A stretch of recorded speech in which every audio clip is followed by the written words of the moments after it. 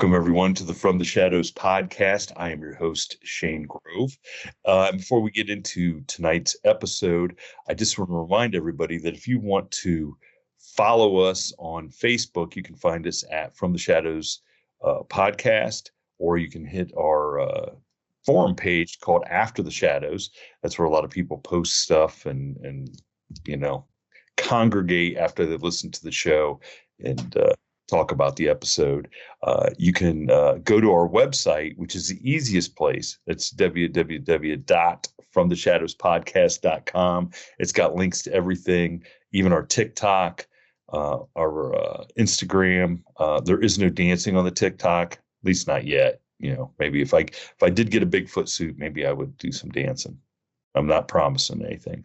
But if you want to get a hold of us, go to the contact tab on that website, and you can send me an email, especially if you have a encounter or experience that you want to tell me about and maybe come on the air and share with our audience. And if you want to follow me, you can find me at Shane Grove Shane Grove Author on Instagram. All those places are a good place to send us a message and just talk to us. Send it. We love to talk to our listeners. So, with that being said, I'm excited about today's episode. This young man, and I'm going to call him young because he is my age, and that is how I'm going to keep myself feeling young. Is I'm going to call him young man. But I met this. For some of our loyal listeners who listen to the Midweek Howl. That Chris, my buddy Chris, and I sat up at a pop culture event in Wooster, Ohio, and this young man, John Turley, was of the Crowtown Squatchers, which is a really cool Facebook page that we'll put a link up to, and John can talk about here a little bit later. But he had a booth there, and of course, I'm going to go over and introduce myself. The guy was surrounded by Bigfoot stuff and comic books. I mean, how much cooler does it get? And if you're watching on YouTube, you can see he's surrounded by Bigfoot stuff in his little office there. I'm jealous. So, John, welcome to the From the Shadows podcast. Thanks for having me, Shane. Yeah, this is Crowtown Squatchers Central here. This is my lair, the Bigfoot room, as we call it. Bigfoot comic / Atari room, Lego as well. So there's all kinds of neat stuff in here. I think about 1,000 listeners probably just went, "What? How can we get? Is he selling tickets to this place?" It's actually stuffed to the gills, to be honest. It started out very modestly. And when we bought the house, we painted I'd show you, but so the ceiling, I painted it all blue, and there's a couple of white spots for clouds. The walls are all green, and I painted some hills up there on the walls. And you can probably see one. There's some Bigfoot. I see them. There's 9 of these for all of our grandkids for this young guy here. Well, it's never too early to get the grandkids right. interested in Bigfoot. And then there's a couple of footprints on the floor. The floor is painted all brown, so it's got the outdoor feel to it, and then it's got all the memorabilia in it as well. So we went for the total effect here. I'm going to tell you, people are definitely going to be like, "How do we get in there and check this place out?" Because it looks cool. So you're located down in Coshocton, Ohio, which is also, everybody knows I love to hear Ohio stuff because I'm in Ohio. But you're in Coshocton, which is kind of a real squatchy area of Ohio. Yeah. If you're familiar with Coshocton, Guernsey, Tuscarawas County, we call that, that area was coined by Don Keating, who is, he's the guru of Ohio Bigfooting. I mean, there's no bigger name in Ohio for in the Bigfoot world than Don Keating, and he coined that area the Bigfoot or the Sasquatch Triangle, and basically runs from Coshocton over to Salt Fork and then up into just the slight part bottom of Guernsey County.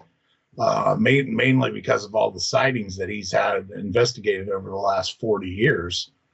We have lots of water that runs through. There's 3 rivers. We have also Wills Creek, which is basically another river that runs from Cambridge all the way down into down around Dresden, where it empties into the Muskingum. So the Muskingum River. So lots of water, lots of hills, lots of forests for squatchy activity in here. And we also have the Woodbury Wildlife Preserve, which is over on the north, I guess it's the northwest side of the county, and it's about 16,000 acres up there of just basically pristine forest. So lots of sightings up there, lots of that's where Don, if you've ever seen the Monster Quest episode where they had that video he took in the 90s, that white figure walking into the woods, which Don said he never even, when he filmed it, he didn't even see it really. It was only after the fact that it was brought to his attention. And it's cool. I meant to tell you this I think I told you that at the conference. And then we used to do, I helped out my friend Dave Wickham do we called it the Sasquatch Triangle conference in Coshocton. We did it for 3 years. Well, Dave has this big, huge bust of Bigfoot. It's basically shoulders to the head. And it's enormous. Like, it's about as wide as my arms can get. And it's probably 3 to 4 feet tall. And it's all white. And his name is Woodbury. And so they took that bust, they put it on top of a truck, it was a small truck, and they took it out to about where that sighting spot was. So where they had it, it was like somewhere between 7 and 8 feet off the ground, the top of his head. And when they did the comparison, that creature or whatever that was that Don captured on film was way bigger than that bust on top of that truck. Wow. Yeah, like 9 feet. They were like it was like 9 feet tall, and it was like, what? And that's not the other thing about that is I had a friend of mine, he's since passed away, and there's always been this story of the white Bigfoot out around County Road 6. And he told me a story before he passed away that he ran into that white Bigfoot he lived out there on County Road 6, and that was kind of close to where Woodbury is. It butts right up against it.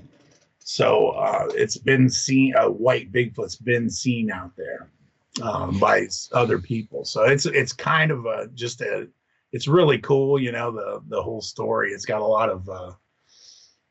of depth to it. So, and this was before we get into your experiences, your sightings and stuff, I did want to ask, because I joked around about before we got on that if you'd have told us, 7, 8-year-old me that I could be, have a show talking to people about Bigfoot and UFOs and ghosts and stuff, I would have said you're crazy, because where I grew up in Ohio is not squatchy at all. Okay. Even though there's, places where you could conceivably see a Bigfoot hanging out or whatever, but it's not the same terrain and we're not that far away from each other, not even 100 miles. Okay. It's not that far. And the terrain is drastically different on that side of the state. But did you grow up then, as I grew up thinking Bigfoot's only in the Pacific Northwest, there's no way it's in Ohio. Did you grow up in Coshocton hearing stories of stuff happening in the neighborhood and knowing that, yeah, it is in Ohio? It's not just, the Patterson-Gimlin film out there. No, I was pretty much, and I'm glad you brought it up, but I was the same way. I was like, Bigfoot's out there, like in the Pacific Northwest. It wasn't until, if you've ever seen, I believe it was 1975, Peter Graves did that. It's an epic big, it's one of those classic Bigfoot movies now. It's all grainy, it's not 8 millimeter, but I mean, it's like, you know, yeah. And it's Peter Graves. And if you remember him, I mean, obviously from Airplane, like, Yes. Yeah. But I mean, he was like, surely you can't be serious. No. Surely you can't be serious. But he was a little more serious in this one because he was a big, I didn't know this until later, but he was a Bigfoot believer. Like he was big. Oh, really? Yeah. And so there was a map that they showed during that film. I mean, it's like an hour and a half long. It's quite long. It's very in depth. You have to look it up. It's on YouTube. Like put in Peter Graves Bigfoot, it'll pop up. I'm making a note so I can watch it tonight. Like I said, it's fantastic. You'll be like, this is like, how did I ever miss it? And if you're like me, you'll be like, I think I've seen this before. Like late night TV. You remember, like, you know, watching It's the Night Hour or whatever. It was probably on there. Ghoulardi, John Ghoulardi and Ghoulardi. Big Chuck and Little John. Did you? I don't know. Did you guys have them out there? I didn't know if you had them in Bucyrus. Well, in Bucyrus we did because we had there was cable in Bucyrus, but I lived to the northwest of Bucyrus, so like all my television. I mean, like I lived 10 miles outside Bucyrus. All my television came from Toledo, so I didn't get that stuff unless I was at my grandparents, and you got WUAB and got to see Superhost in the afternoon. Gross, yeah. Now, half our audience is like, "What are these guys talking about?" But the Ohio people are like, "Oh my gosh, I remember." Yeah. Yeah, for those of you who don't know, like everybody around the country back in the 70s, you know, had those guys that had those local on cable shows. Yeah, on super stations or local channel. Yeah, absolutely. But that was, those were classic. So anyways, this in that movie, that Peter Graves movie, there is a map. He shows a map and it's got, like, it shows the states and where there's been other sightings. And I believe the number in Ohio is 8. And so I was like, so there's been Bigfoot sightings in Ohio. Like, it's possible. Like, they could be here. Just 8, though. Just think 8. About that. Only 8. I mean, I think I've heard of 8. Where my mind, you know, my little kid mind. Like, there's at least 8 Bigfoot. You know, there's 8 Bigfoot in Ohio. So I think I've heard of 8 this week so far. It's only Wednesday. Yeah. You know what I'm saying? Just depends on who you talk to. Some people see him all the time. That's right. So how did you was it by luck that you had some experiences? I mean, tell us about your own sightings. So I mean, there was never any you know, we weren't ever out looking for Bigfoot. My first encounter was what we call Old Man McCoy's Hill. It's not actually too far from where I live right now, which is up here I live up by the hospital. So we live basically on the east side of Coshocton. So on the east side, there is a range of hills, right? And it starts right almost in my side yard. Like, I got a neighbor, a street, and then the hill starts. There's some houses on that side. It goes up. And back in the 70s, the only thing that was up on top of that hill, there's a tower for the radio station. And then there was another tower back on the other side. And then I believe it might have been like the government or emergency broadcast or whatever, but it's got a dish on it. I'm not still to this day, I really don't know what it's for, but those only 2, and they're pretty far apart. They're about a mile apart. But on top of that hill, there was some roads, and Mr. McCoy would drive up and down. That was all his property. He owned, I don't know how many acres, but it was a lot. And he would drive around this green truck and he would chase you off. And the story was he had some sons and they all 3 got tragically killed up there. One was drowned in the pond. One of them was under a tree. They got hit by lightning and it fell on him. And I can't recall what happened to the third one. So he was very protective about people being up there. And of course, you know, we're kids. There's 3 ponds up there. this is the 70s, and fishing is probably our favorite pastime at the time, besides riding our bikes. So riding your bikes and fishing is like going hand in hand. But we wouldn't take our bikes up there because you're better off on foot because we're going through the woods. So there's an old 2-track that ran just behind where the houses ended. So you go up through these people's yard into the trees, and then you come up on the 2-track, and we'd follow that up to the top of the hill, and then it hit that road. And then you'd have to run across the road, down the hill, into the woods to get to the first pond. So we've been on this 2-track 100 times, and I'll tell you a little caveat. I don't think I told you at the conference, but so my friend and I, we're walking up the 2-track, and the way I always explain it, because this is how I remember it, like the woods to the right of us exploded, and it was all these smaller saplings, and just like something was just shaking all of them. So we looked up, and I can remember seeing the conical head and the shoulders, and we just kind of like, we saw it, and then we booked it back down the 2-track. So we ran back down. I don't even know how far we went, 100 yards, 50 yards. And we stopped. I think I told you this, that my friend and I at the time thought we were some vigilante crime fighters. Like, we were big into comic books even back then.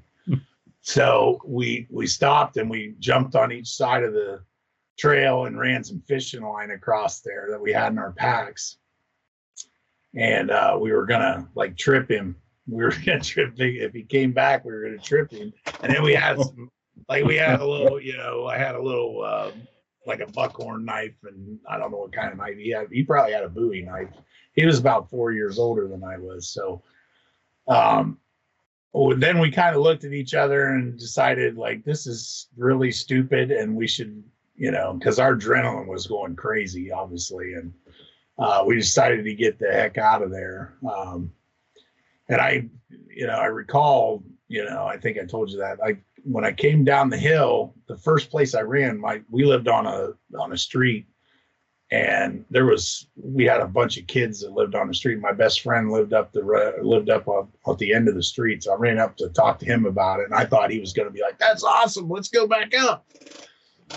And he just laughed in my face, and it just really, he's like, "Bigfoot's not real. Like, you didn't see nothing." And I was just, it kind of just deflated me to no end. But he was kind of my friend liked to torture people. And so that from then on, I got tortured about it. And it went on through middle school. It went on into high school even. I think I told you we would go camping at a friend's place, and they would all be like, "Yeah, Turley, tell us about your Bigfoot story, man." And this guy was your friend. This guy was your friend. Yeah. I've since learned to pick better friends, but yeah, I was gonna say. But the thing about that story is, I after a few years and after a long, I'm a little older now, and it's been a long time. So it was shortly after my wife and I got together. So it was about 2015. We ran into my friend Keith, the one that was with me that day, up at the county fair. And this has been, it's like one of those things, like, I want to make sure, like, this memory in my head is exactly, So I go up to him and I said, "Hey, Keith, I just want to ask you something." I didn't have a Bigfoot shirt on. I didn't have nothing, and I wasn't into it yet. We hadn't started going to conferences. We weren't vending yet. None of that stuff. I wasn't, so there wasn't any kind of, inference. And I said, "Do you remember that day we were on Old Man McCoy's Hill?" Without missing a beat, he said, "It was a Bigfoot, John." And like, I was just like, that was so cool, because we were on that hill hundreds of times. We were up there. Like I said, it was we had fun with old man McCoy chasing us. He loaded up his rock salt, 410 with rock salt. He'd shoot at you and chase you with his truck. And I mean, it was cat and mouse game all the time. So we were up there, like I said, hundreds of times.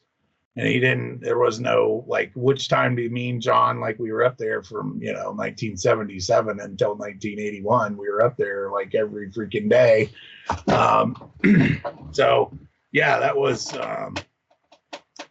I thought that was pretty, so he remembered it the same as you. I mean, basically the same as you. Now, like, how good a look did you really get at the thing? I mean, or do you remember? I mean, when you're that age, it's hard. I'm sure. But I mean, at the time it was early in the morning. It was like 11-ish. I guess that's not early, but so if you think, I mean, this is the east side of town.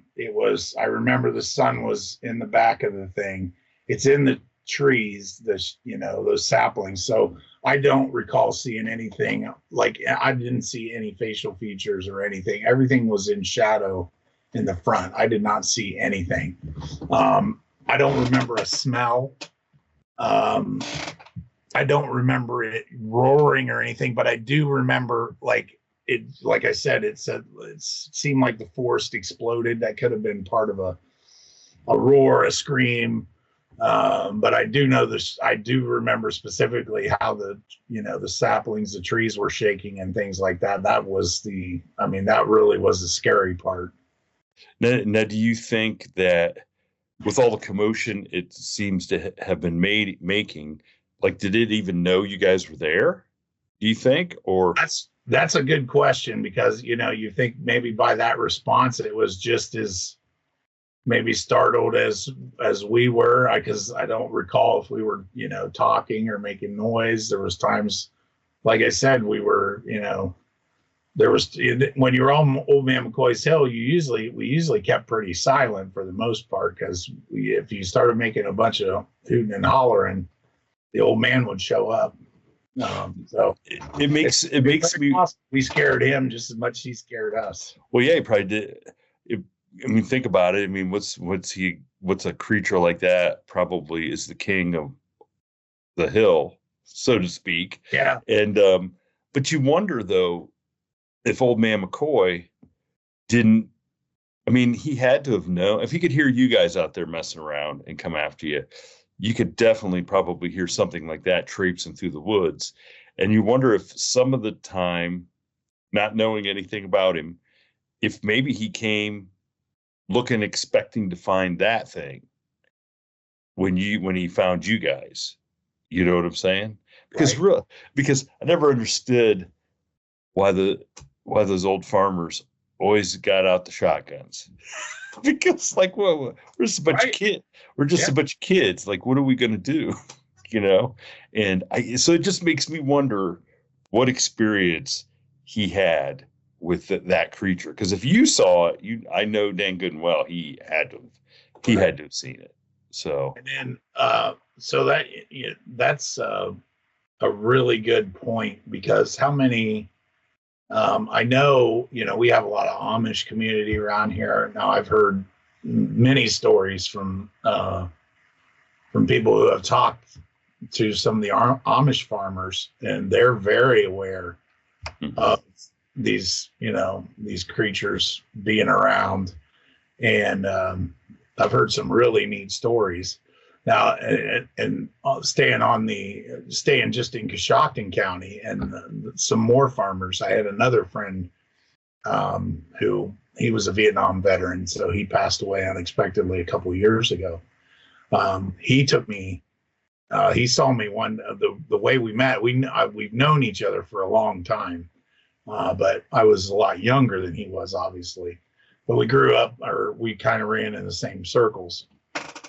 And he told me we really started to talk about Bigfoot, because I had a Bigfoot shirt on one day, and he was like, do you believe in Bigfoot? And I'm like, yeah. He's like, if you'd like, I'll take you out to the spot where we had an encounter here in the county. I said, sure. So we went out, and it's out by Plainfield, which is over in, I mean, that's where Wills Creek runs right through Plainfield. The area he took me to, there is a video by Mark DeWerth. He's the runs the Ohio Bigfoot Conference, and I saw it at one of his presentations one time, and it's on the same road. I think it's Township Road 184. It runs between Plainfield and State Route 83, which just basically it snakes along with Wills Creek the whole time. So Mark has a really good video of back in when it was strip mined out there. Well, this family owns this huge tract of land out there, and it's almost all corn. They farm corn, miles and miles of cornfields. So where he took me was this cornfield out there, and he showed me this. He said this thing came out of this cornfield on this side. They had just harvested, so it was fall.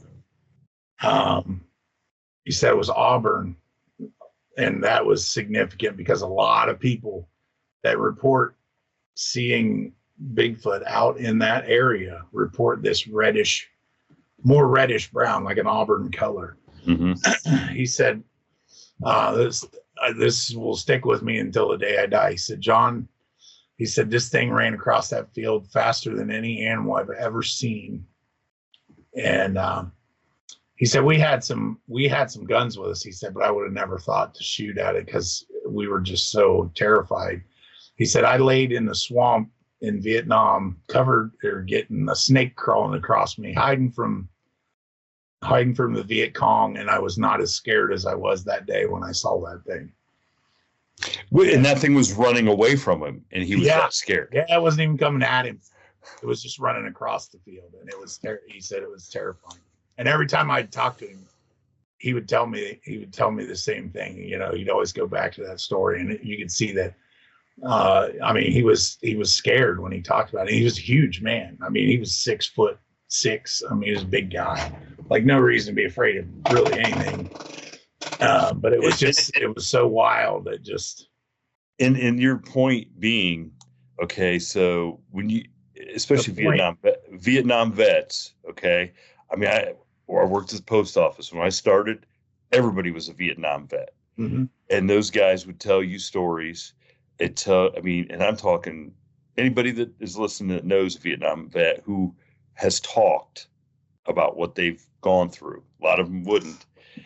And for them to say that something running away from them in a field was scarier than the stuff that they experienced over there, that I can't even imagine, because I've heard some crazy stuff from Vietnam, and that right there is a shot. I can see why it sticks with you. Yeah. And I guess the whole point of that story was talking about the people that own that. He went and talked to the people that own that property, and they will not talk to. He went ahead and just asked them straight out, like, have you guys ever seen a Bigfoot on your property? He said they will not talk about it. They are just like, no, they won't talk about it. They don't. There's like no it's almost like speaking about it is totally, taboo. Like they don't want to hear it. Like, nope, I'm not talking to you about it. So not a yes or no, just like, please leave. But is that okay? So what do you think that is? Is that protecting what's on their land and protecting their land, or is that not wanting to accept what is on their land? I think it could be a little bit of both, to be honest. I mean, you obviously you're probably wondering what these things are. I mean, like you said before,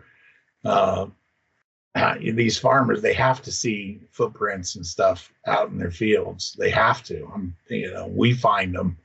Researchers find them. The farmers, I mean, they're out there every year over and over again, looking at stuff, checking to make sure their crop's okay. I mean, they'd have to find stuff.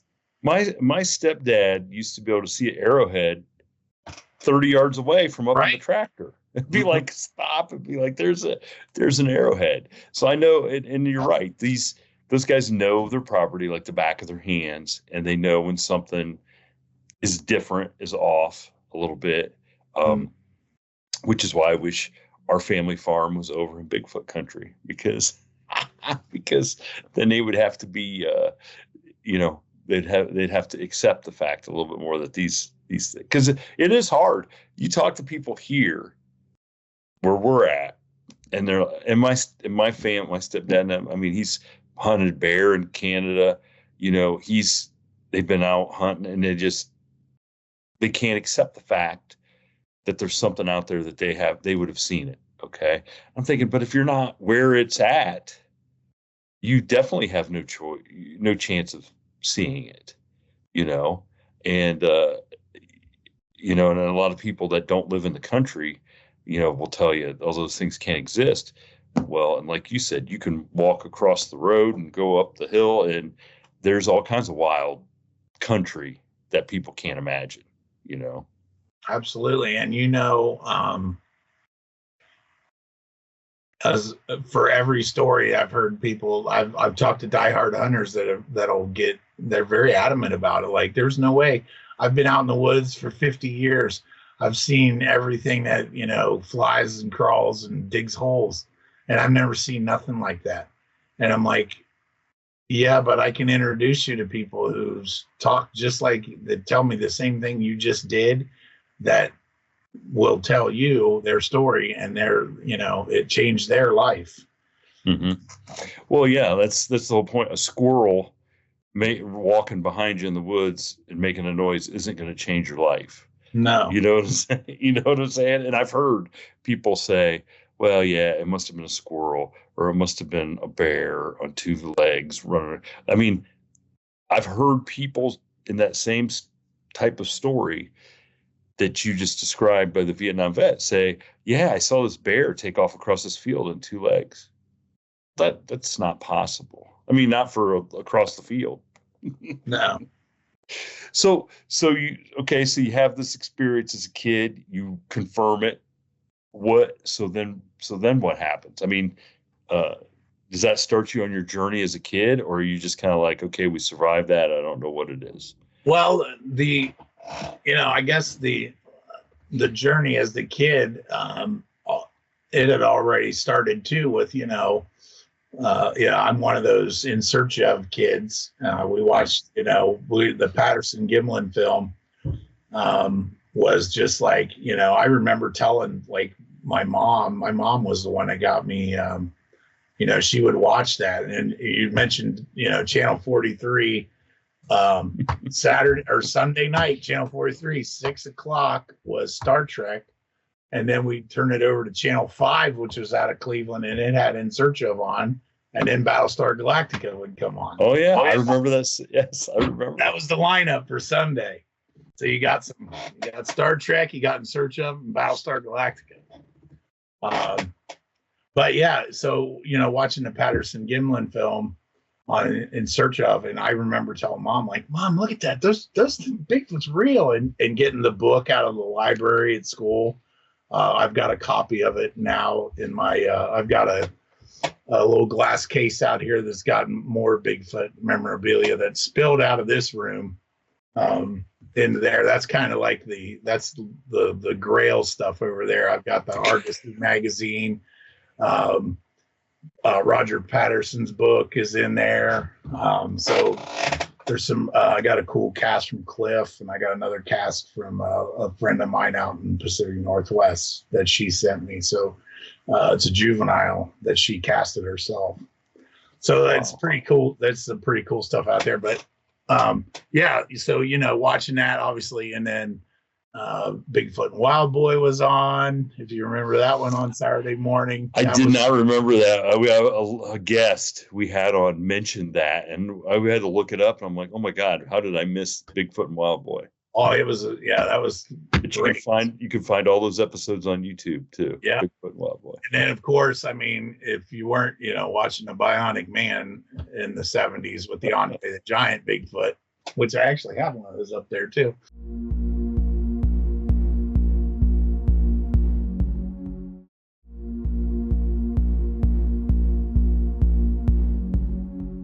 you know, what were you really doing with yourself? Like,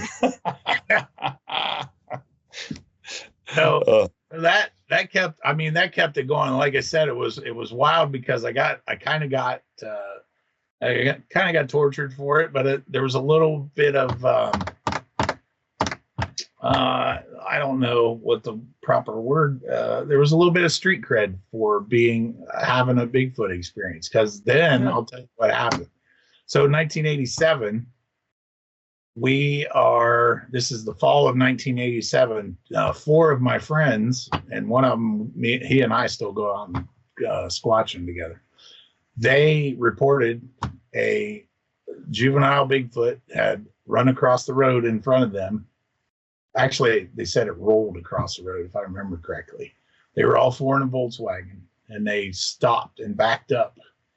And this juvenile Bigfoot was standing on the side of the road, and it had its back to him. And that's kind of primate behavior, as they try to hide, like basically by turning their back to whatever they're trying to hide from.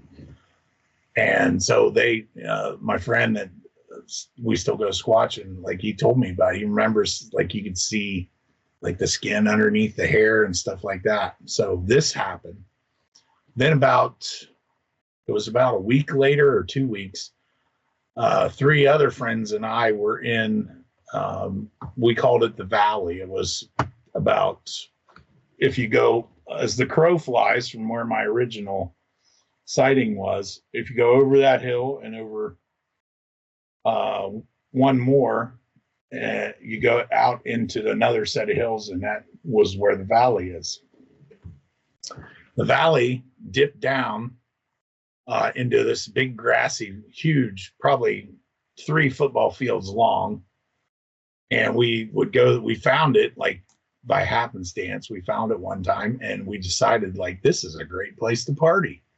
So we would go out there on the weekends. And so this was a weekday. I think it was a Thursday maybe. But two of my friends were home from college, and I was in my senior year of high school.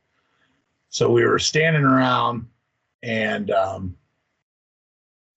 we were, I'm not going to lie, we were having a couple of beers, as you did in those days. We weren't drunk or anything. I mean, it wasn't even dark yet. You had to wait till it got dark to get really hammered. So the sun had not gone down yet. So we're standing around just talking, listening to music. And in the back of the valley, so figure from where we're standing, if you think about a clock, so 12 o'clock, we hear this. I won't say it was an Ohio howl, but it was something loud. And we're just like, what? You know, is this somebody pranking us? Is this just, what is that? Like, I don't know. So we kind of just blew it off at first. So then about 15 minutes later, here about 1 o'clock, we hear it again. It's louder and closer. And we're getting closer together. And then now the whole conversation is like, what is that? Like, it's got to be some kind of animal or something. Like maybe it's got rabies or something like this. Well, because at that time there was no YouTube, there was no recordings of howls that I remember hearing. No. So the other thing about that is, so this goes back to Don Keating. Don at this time this is when he was starting to have meetings in Newcomerstown. Mm-hmm. And he would put flyers like on telephone poles and stuff like that. If you've seen, and I don't remember exactly what they said, but it was like, if you see a Bigfoot or if you've heard of, contact this number or whatever. I mean, that was the social media of the day, was putting flyers, telephone poles. Yeah. So there was a buzz. I guess there wasn't a buzz, but if you were paying attention, I was paying attention. Maybe not a lot of other people, but there was some, people. It was known that there was a guy in Newcomerstown that was a Bigfoot hunter, basically. So while this is going, so this is kind of swirling around in my head, anyways. And then so this like I said, whatever this thing is, it's staying in the trees. It's not coming.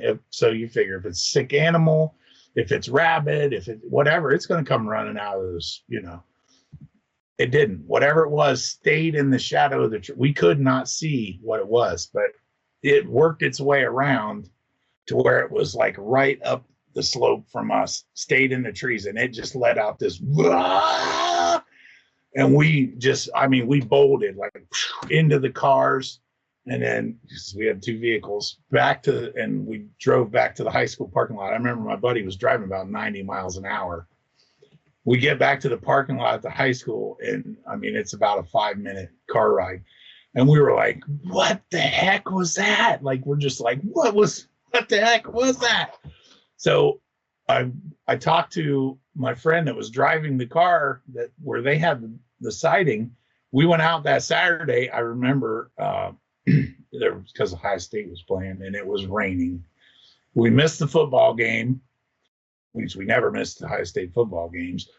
And we were out there looking for tracks and stuff. So that was really the first time I actually went squatching. We went up there and looked around all over the place trying to find any kind of footprints, or we didn't know what we were doing. That's the only thing we were looking for was footprint. We didn't know anything about tree breaks or twists or any of that stuff that you would look for now. So that was the first time we went squatching. And that was really cool because the 2 incidents that happened one right after the other, and they were really close together, and the location and everything. So it was just like, and there's a lot of people that witnessed each event. 4 people witnessing those things that's a lot of people in my book. Oh yeah.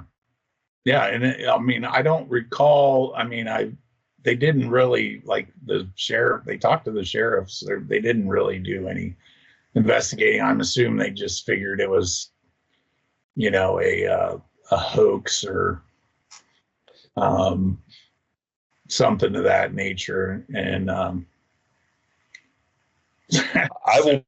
will bet that there's some sheriff's deputies from that part of the state retired that have some very interesting stories. Oh, I bet. There's no way they don't. There's no way they don't. And if you look, I had, I might have showed you that book, the book Doug Waller wrote, the book he wrote. And one of the reasons I wanted to put my story in there was I was hoping that, some other people would be like, yeah, we had some really weird stuff happen to us out here, around that same time. So maybe other people would come forward and kind of put some more pieces together. I'll go back to my Vietnam friend, Vietnam veteran friend. He was telling me another time. So this would have been, this is out towards where Mary Stuckham's grave is. So Mary Stuckham is like Coshocton's big ghost story. Okay. So there's a house. This lady lives in a house on the road that leads out to Mary Stuckham's grave. Supposedly, this would have been in the late 80s, early 90s. She called the sheriff and there is a Bigfoot out here. It is hiding behind this hay bale that she had in her yard. And supposedly several cruisers went out there to check on it. I think they found a footprint or 2, and I don't recall. I don't ever remember there being any kind of it was not newsworthy or anything. But my friend was very adamant about how that played out, because that whole area, going out towards Mary Stuckham's, is that leads over to it all leads over to Wills Creek area. If you go, so basically State Route 83 and State Route 541 kind of parallel each other all the way towards the Guernsey County line, and there's just nothing but woods in between the two of them, all the way out through there. Now there's some houses here and there, but there's just rolling hills, lots of deep forests, and Even my West Virginia friends would call there's some hollers out there. Not quite as deep as the West Virginia hollers, or the ones closer down to the Ohio River, but there's some out there. And so there's been a lot of sightings and stuff out that way, and you hear a lot of stories from a lot of people. I'm a counselor by trade, so I have Bigfoot stuff in my regular office where I work, and my bosses are really cool about it. They even give me stuff sometimes for like Christmas. They'll be like, "Yeah, there's a Bigfoot sign."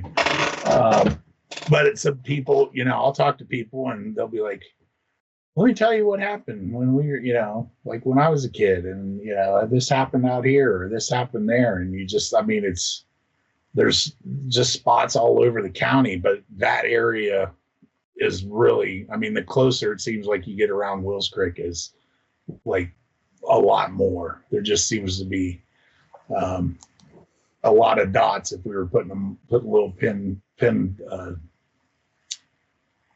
pricks on there. So, and that's super. I think it's super important that people, we talk about it all the time. No matter what the experience is, how big or small, it's important to share it. Okay, and it's kind of cool that people know that you're a believer, that you've witnessed something yourself, and they feel comfortable telling you, because especially like we're talking the time period in the last, the 70s and 80s and even into the 90s, you call the sheriff, they're just, like you said, they're going to be like, yeah, whatever. We got, there's somebody, probably drinking out there that we got to go stop. I'm not messing around with, whatever. So I think it kind of deterred people from, like you said, you received a lot of crap from your best friends, for your experience that you didn't witness by yourself. You witnessed with somebody else. It's not like you were just saying, "Hey, I saw this." It's like you saw it with somebody else and you still got crap. So I think it's kind of cool that now, all these years later, all these people know you're the guy to come to in the area and share their experience that they've may have been holding on to for 20, 30, 40 years because they didn't want to get a bunch of grief from somebody. But then it also fills in that picture of, yeah, there's something going on in this part of Ohio for sure, so that's kind of cool. Yeah, it's the conversations that you get to have with people where they tell you, and we travel all over Ohio, Pennsylvania, West Virginia, Kentucky, we go to Tennessee once a year for the Smoky Mountain Bigfoot Conference. So just talking to people in different parts of the country, you don't know. You hear some of the stories you hear are like they're identical. Like one of my favorite is I was fishing on the side of I'm fishing on the side of this pond, and over my head comes this freaking boulder and kaploosh in the pond, and there ain't no human alive that can throw a boulder from behind you in concealment that makes the splash like that.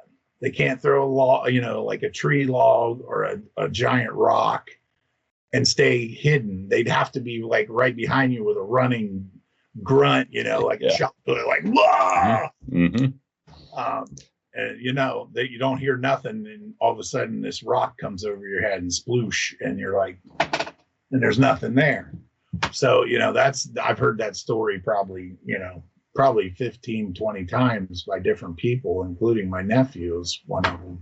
So that's a really cool one. Or just getting stuff thrown at you in general, rocks, pine cones, things like that when you're out in the middle. Literally, you've hiked back into nowhere. There's no humans out there. Like, what are they just waiting out there for somebody to show up and they're going to chuck some pine cones at you. Yep, exactly. The trick on this guy. I know.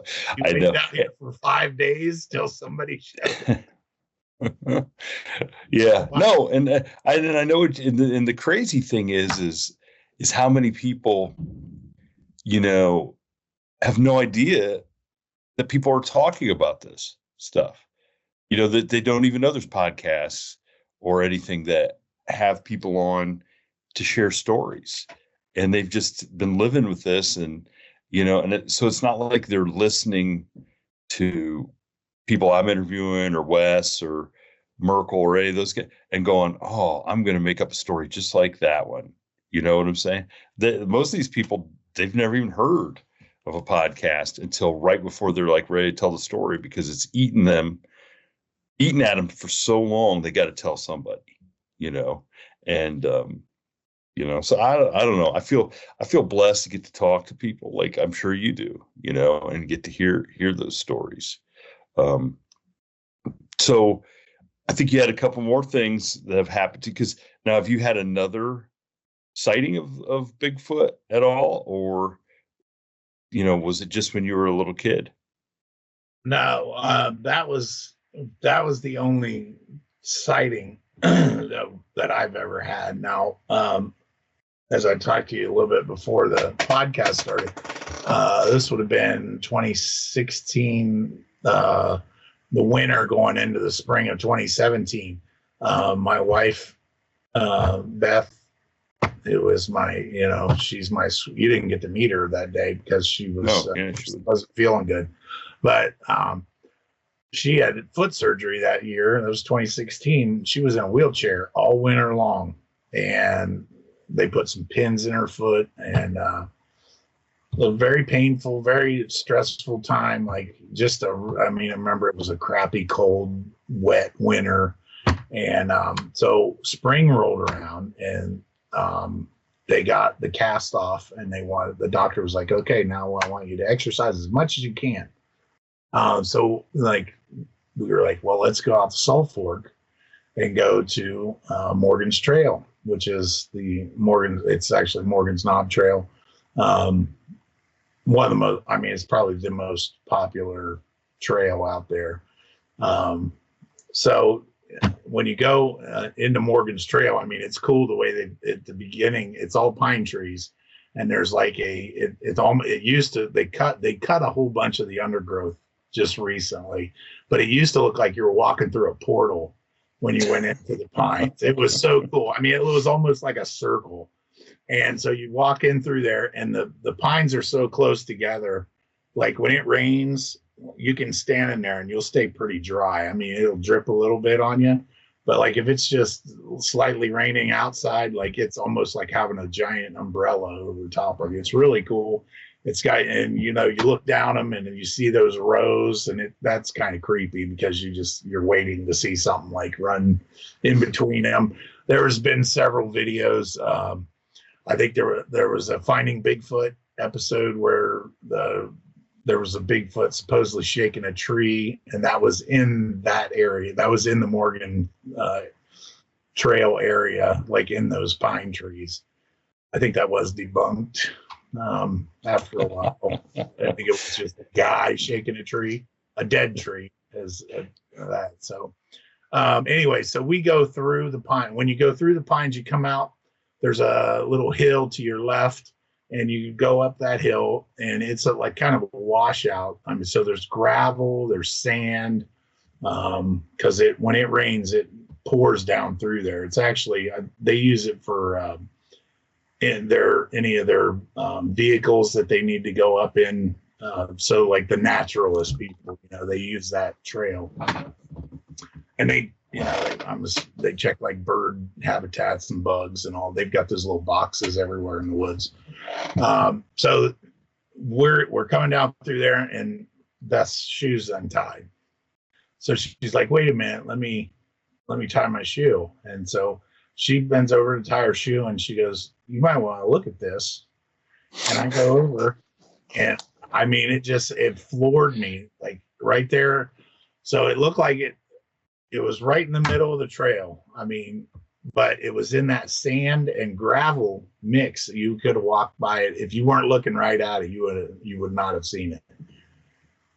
But it was a huge footprint. I wear a size 15 boot, and I didn't do it, but I mean, I put it over top of it. I could put my foot over top of it, and you could still see the outline of the whole foot. Holy moly! Outside of my boot, and it looked like it stepped off. There's like a ledge up here on this trail, and it looked like it stepped off there, down there, and then it would have gone up into the grass over here on the other side. Now I looked on both sides but back here is all pine. It's all pine needles, and up here is all grass. So it's like there's really no other place where it was going to leave a print. I'm not an expert researcher or anything, but I do know, we tried about 6 to 8 feet is what you're talking about as stride, especially with a foot that big. It would be somewhere in that area, and that's what I looked for. I mean, I didn't find anything else that was, obviously this creature came walking through here, and but it was just so wild that that foot. I mean, the toes, it was very evident. We took a picture of it, but the picture doesn't do it any justice at all. Like, it's just, I mean, it's just not the same. Like, it is nothing compared to looking at it in 3 dimensions. It's just like, oh my gosh. And to this day, I'm kicking myself for not having any, or I could have, gone to Walmart and got some kind of casting material. I just didn't think about it. I was like, I need to get home and contact some people and talk to them and ask them what I should have done. I mean, it was just like, well, it's crazy because if she doesn't bend over to tie her shoe, it sounds like you guys walk right past it. We would not even see. We probably would have walked on it. Wow, that's amazing. And I mean, I wear a size 13, so you wear a size 50.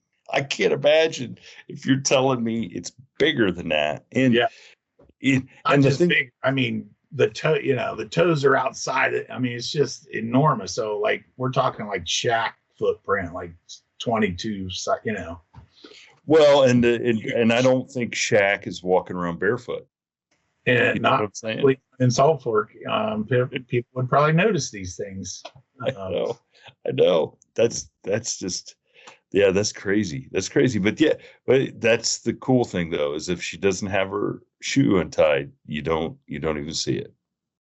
I was out there another day. I went and so we have a consignment store in Cambridge, which is right outside of, it's right close to Salt Fork.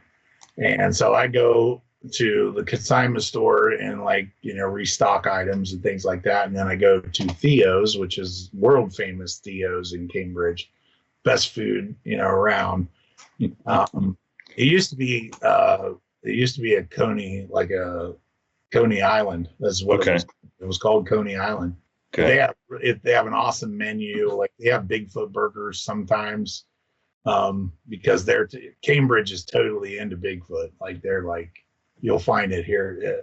They had it on their business flyer for like, come to Cambridge, and it had a Bigfoot on it. So I went out. So ate lunch. Theo's. We'll go out to Morgan's Knob Trail. I'm just going to walk after lunch, burn off some food.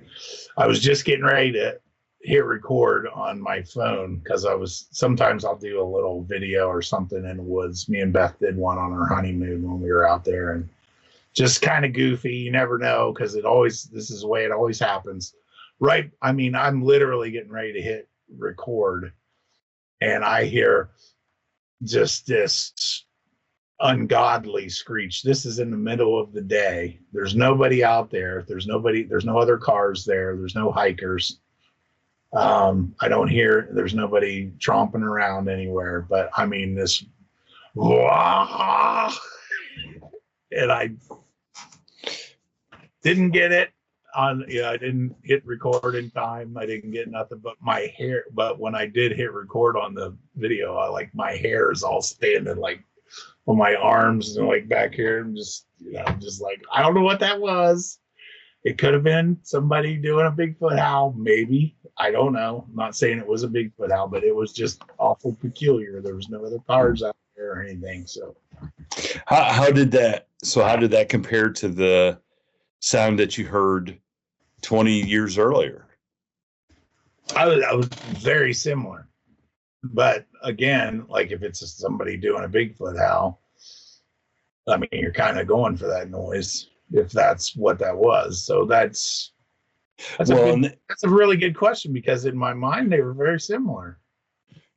Yeah, and like I said, back in the 80s, nobody was out doing Bigfoot. Nobody was out doing it. And that's the thing that kind of that's always suspect over, especially like in Salt Fork and stuff, because there's so many people out there. But is anybody really doing it in the middle of the day? Not anyway. I think people think that nighttime's the time to go out, and which I think is totally bogus. I think the daytime would be the time to see them, right? Like I don't think a lot of people have a lot of luck going out at night trying to find them. Am I wrong in that? I think people during the day see them more on even just accident than people going out on purpose at night. So that's, from the different researchers that I talked to, accidental or like if you just go out, a couple of my friends that are researchers, what they do is they just go out, they'll just go out and sit. Like they'll go out in the middle of the woods and they'll just wait. And they'll come looking for you. They're curious. Like they want to know what you're doing out there. So the tree knocking, and I mean, I know people that, they get knocks and they get knocks in returns, and they do hollers and they get hollers in return. Now we go out with a call blaster that's got animal sounds on it. And like you get the coyotes howling, and that'll get the hair on the back of your neck. Oh yeah. But my friends, the one researchers, and that's why I think sometimes it goes along with that. One of the best things I ever heard was, you don't find them, they find you. And It's not even they find you, they just come to you because they know you're there. And I always thought that, I mean, if you think about them being the apex predator, apex creature in the woods, I mean, and I think this goes, and I keep using the word creature, and I don't think that's really right. And I would consider them more to be, because they have to be way smarter than any other animal for sure. And if they're not, maybe they're even smarter than we are. And Beth and I were talking about this the other day. Maybe they're actually way smarter than we are, because here we are paying taxes and being stressed and having anxiety and living in our technological world. They're living in the woods and being one with nature, and they probably don't have things like the only stress they have is idiots out there doing calls and coming out at night thinking they're going to sneak up on them. That's where I was going with that. Like if they know the wood, like they're like, here comes Cheeseburger Boy. Like I can smell you a mile away, man. Like I thought this was pretty, sometimes I'm amazed by my own cleverness. So if you think about a pond, like Bigfoots would be like the natural, like the bass, the bluegill. And then, they live there all the time. That's a natural place for them to be. And then the human race, basically, we're like that invasive species of those carp that when you turn the boat motor on, they come flying out of the water and hit you in the face.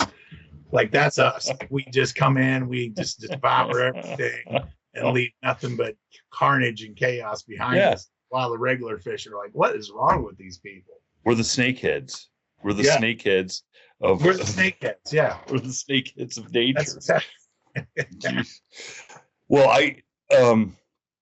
I mean, gosh, we've gone over an hour already. So I know you had some paranormal stories, but I think what we're going to do is we might save those for another time. if you're okay with that. That would be great. Okay. So, but I want everybody though I want you to tell everybody where they can find your Bigfoot stuff though, the Crowtown Squatchers, because you had some really cool merch at the show. So so go ahead and tell everybody where they can find your stuff. And then if you live in the is it the Sasquatch Triangle or the Bigfoot Triangle? What did Keating call it? They call it the Sasquatch Triangle. Sasquatch. So if you live in the Sasquatch Triangle and have a good story, get a hold of John, tell him the story, but then get a hold of me because I want to have you guys on the show. But I think it's important that you keep collecting stories from that area, because I think at some point you could probably put together something that shows just how many experiences and sightings have been down there. And I'm sure it's a lot more than 8 than Peter Graves had back in the day. I forgot. So, that reminded me. I mean, I have one of the best stories ever in Coshocton was that a friend I know, I didn't know him at the time, but they found an arm, a severed arm, hairy severed arm in the woods. And I've talked to him about it, and he's like, we did. And they were like, the government, the feds showed up, and they took this arm and they made him sign non-disclosure agreements and stuff. It is the craziest story, but it is. I mean, dude will tell you it is totally true, man. I'm just like, well, how did the government know? Did they contact? I can't remember. I'd have to ask him again who he contacted, but he contacted somebody, and they it must have been the sheriff, I imagine, started it, and then. So I don't know, it might have been the Ohio Bureau of Investigation or something of that nature showed up, and they were not supposed to talk about it. So because now I might be putting them in danger.